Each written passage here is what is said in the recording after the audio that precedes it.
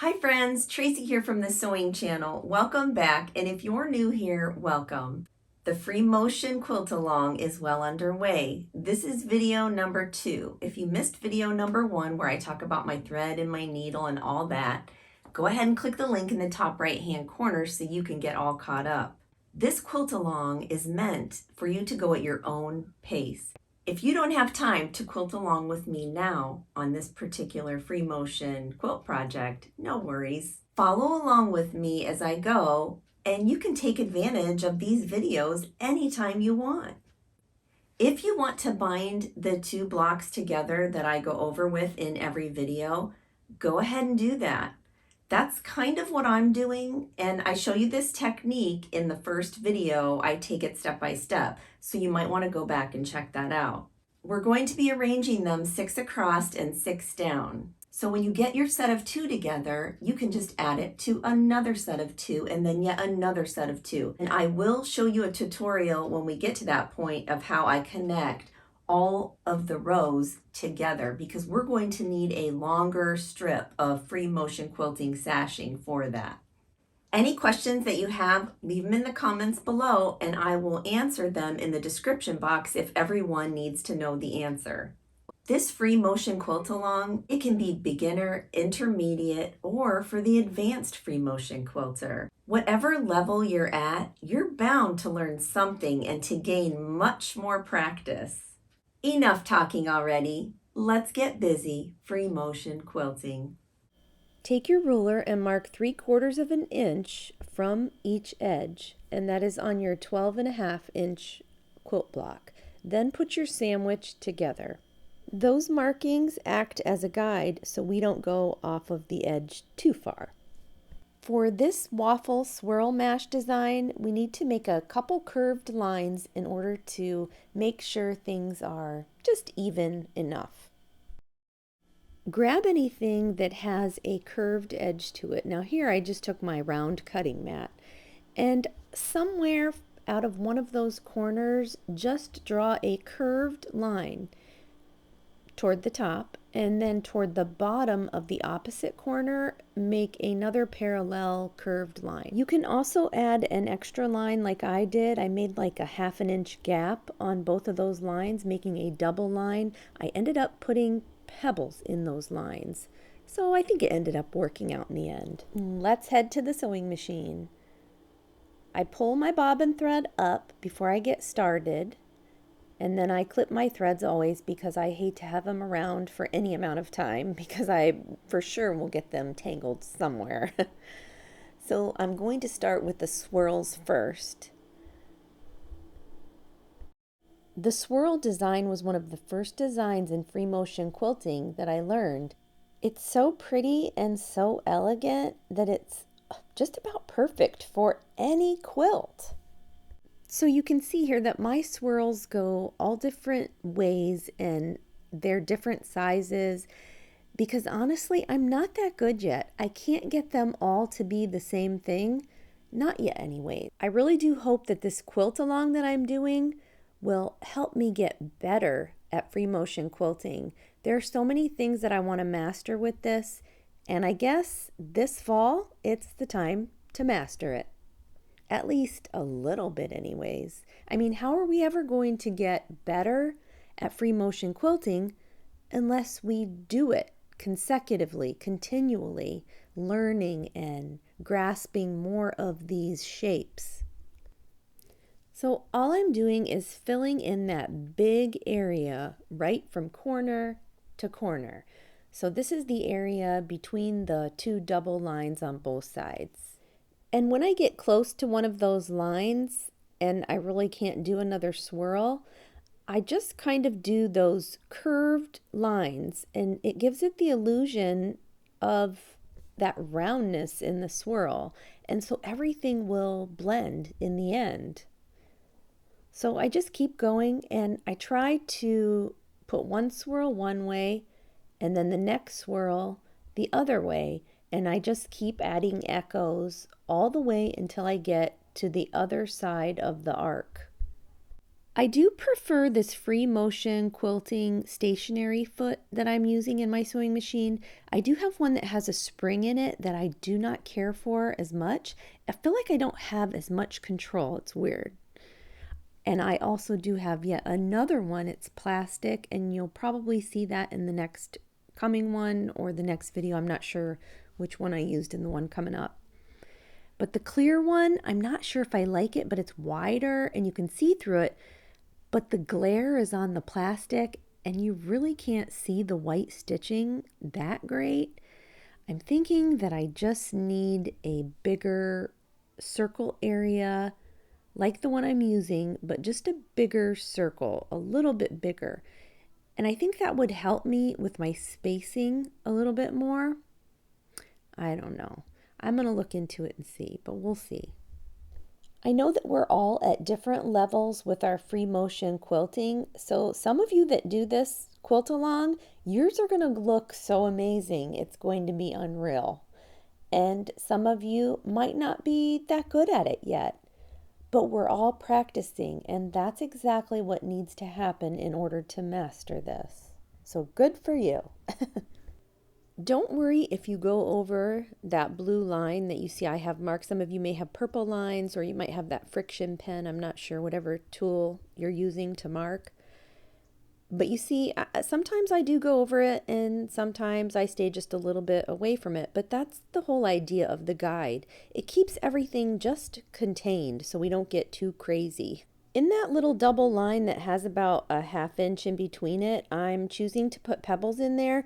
Now pebbles, I'm trying to master it, and hopefully this quilt along, by the end of it, I will have mastered it. Hopefully. I don't know. These are so hard for me to stay nice and round and just uniform. I don't know. You see there, I mess up as I go, but I'm still going to use this quilt sandwich in my big quilt. I don't even care. Angela Walters has the best video on how to do pebbles, and I do follow exactly what she says. I try to anyway. Sometimes things get out of hand. But if you get a chance, you should really watch some of her tutorials if you haven't already. I mean, really, she is probably, I'm going to call her the queen of free motion quilting. So I don't know. If you're watching this, Angela, I'm giving you a big shout out. You are the queen of free motion quilting. So you see here, I'm outlining the entire area there, the blue line that I made. And I'm also going to outline right there along the petals, just making sure everything is nice and tidy.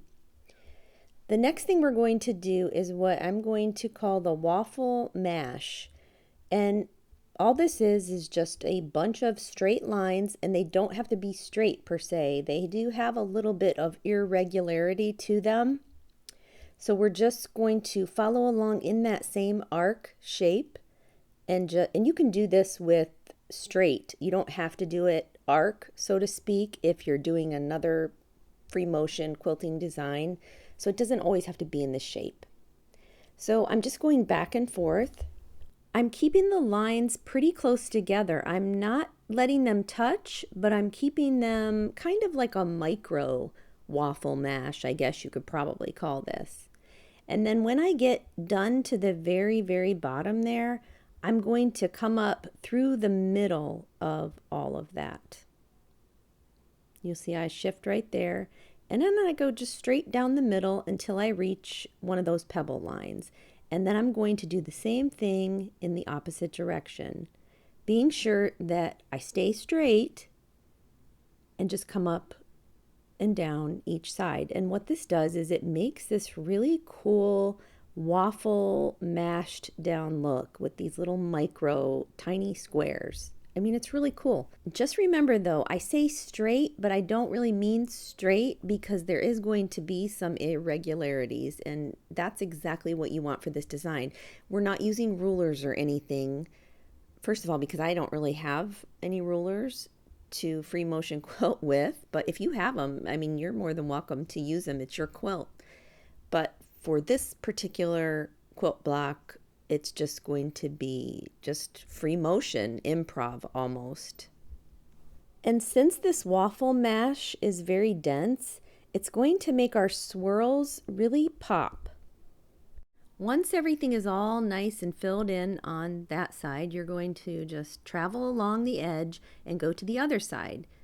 Now here I'm doing some horizontal practice.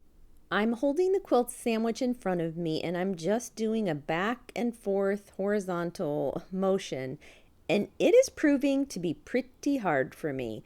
So this one, I need to practice this one as well. So what a perfect time to do it than right here on this quilt sandwich.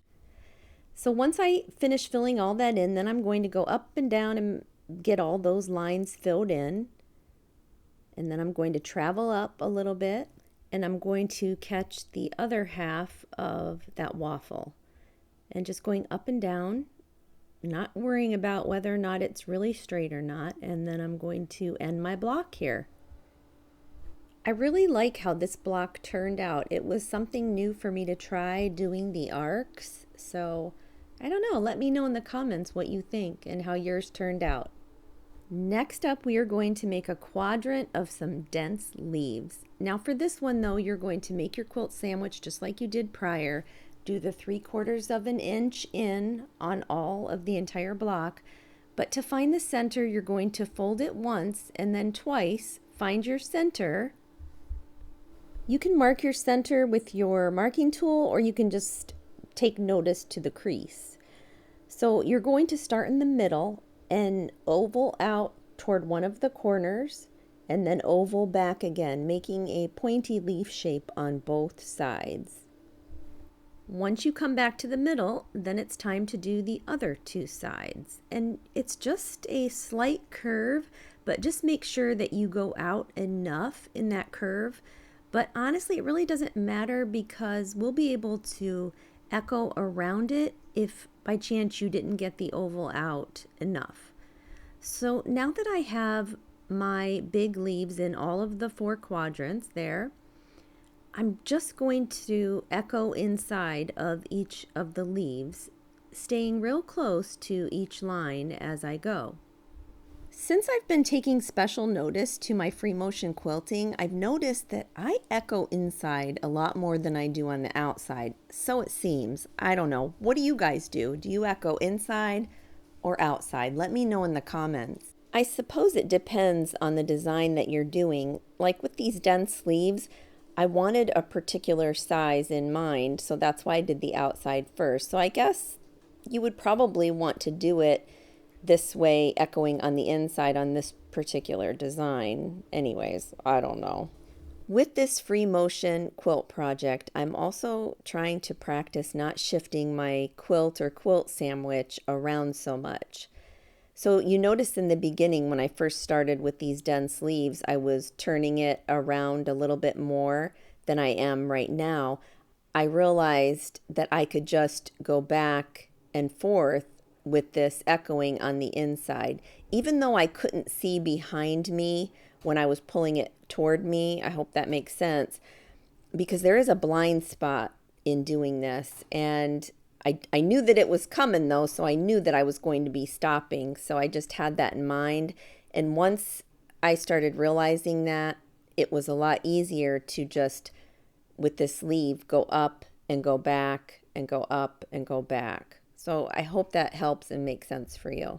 I wasn't real sure how these leaves were going to turn out, to be honest with you, but I am liking the end result. I do like that very dense quilting. It really makes the design pop, I think.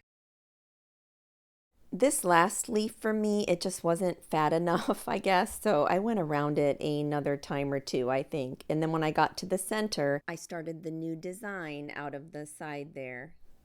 It's really a simple design. All it is back and forth, but you're looping. So each side has a rounded edge. So you're not like stitching in the ditch, so to speak, or traveling within the leaf. You're just going up to the leaf and then turn-tailing and going the other direction.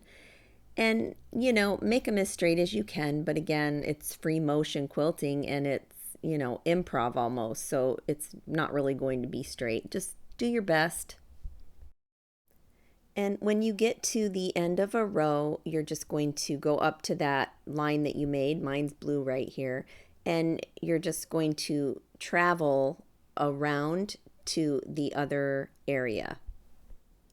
I'm going to travel all the way to the tip of the outer leaf, and I'm going to kind of go right next to that line or right on it and travel on one of those leaves, and so I can get to the center and restart my little loopy straight lines.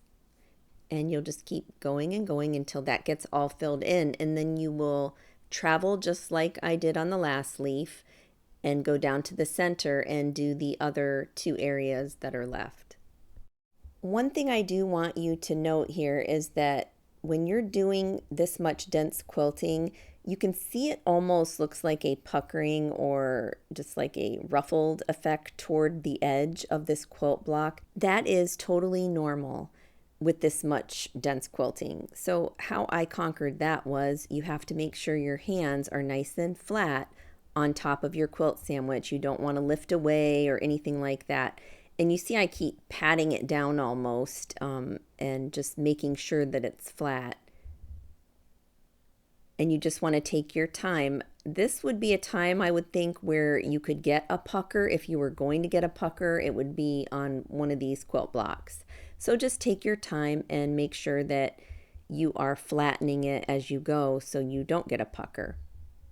And once everything is all done and we go to sash these together, it's not going to matter. It's not going to be visibly puckering or anything like that. It will look nice and flat. Trust me, it'll all be good. Another reason why I'm so excited about this quilt project, it's going to be my quilt. This is the first time I've ever made myself my own quilt. It has that dense quilting over top of the white, which I absolutely love. And it's got my favorite fabric for the sashing in between it. And I'm in love already. I have the vision in my head and I cannot wait to cuddle with my new quilt. Tell me in the comments who you're making your quilt for. I love how these two blocks turned out today. As soon as video number 3 in our quilt along is uploaded and live, it will be on this end screen so that you can click right to that video. If it's not there yet, then it's not uploaded yet. Until next time on the Sewing Channel, take care.